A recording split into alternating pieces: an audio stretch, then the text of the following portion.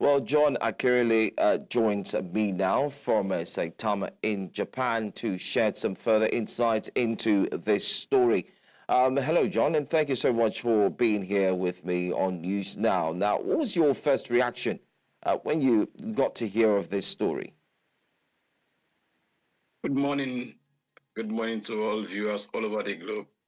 My first reaction to this story, to me, is not a new story because I could remember from the early days of my life as a young boy, I've been hearing about counterfeit note and fake notes. But looking at this now, it just shows to me that it is more sophisticated now.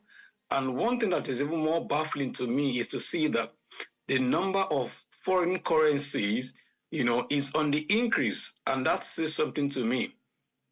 Before now, we usually have counterfeit production of fake Naira notes. But if you look at your prologue, that percentage of foreign currency in terms of dollar goes higher. What does that say to you? That is the effect of dollarization of the Nigerian economy.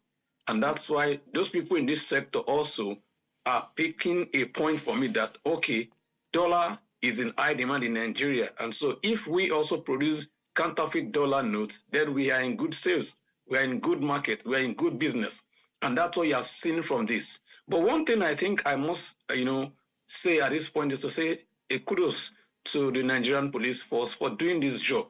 But more importantly, what are the undertones and the KPIs that warrant all of these things? How did it produce this counterfeit note to that magnitude of about 1 billion naira? And these are brilliant minds that can be converted into something more productive for the country.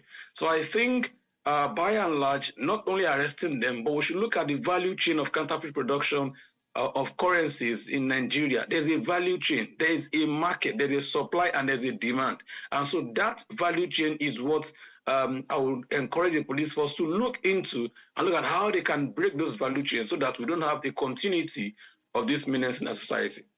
All right. The police said the arrests were made 3 days ago and that it was based on intelligence. But we may potentially be looking at something in the realm of economic sabotage, because even if some argue that we have been here before, it seems like it's a continuum.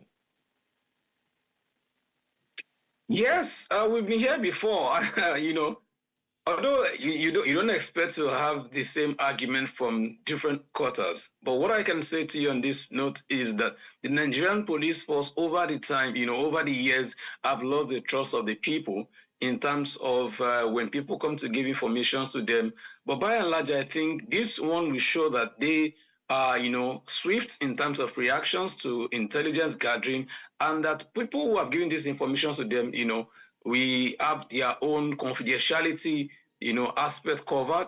And by and large, but one thing that is even baffling to me is the fact that this also shows to us that economically we are not there as a people and as a country. And so rather than looking at how we can, arrest this menace, let also look at the underlying factors that is, making all of these things to be a good market for people to venture in. Anyway, do you have faith in the ability of the criminal justice administration system to see this matter to a logical conclusion and the actual masterminds, the ones we've seen on the screen, being bandied rather than just being there, being shown to Nigerians? Do you think they will be able to face justice?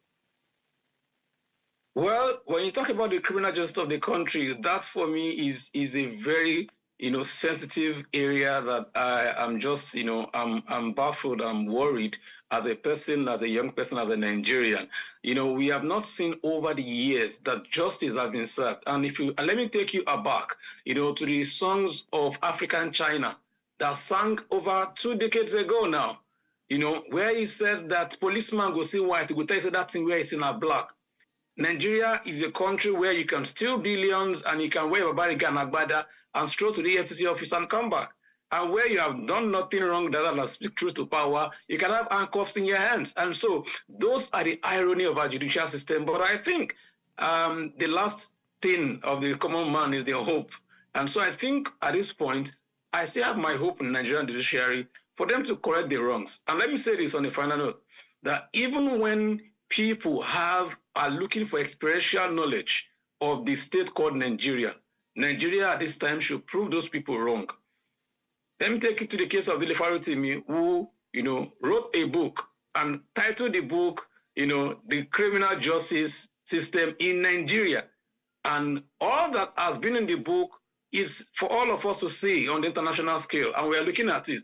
That is this truly justice served? And so that is also having a question mark on the judiciary. And I think the present, CJN and the whole cabinet of members of the benches have a lot of work to do on their sleeves. How do we go in the case of having cases that have been, counter, court verdicts? All of these things are things that we should know, that when people approach the court, they feel that that is where their hope, can be energized again, not that their hope should be dashed. And so the court should not be seen as a place where the highest bidder gets justice. Rather, let justice go all across board without, irrespective of your political class or your financial status.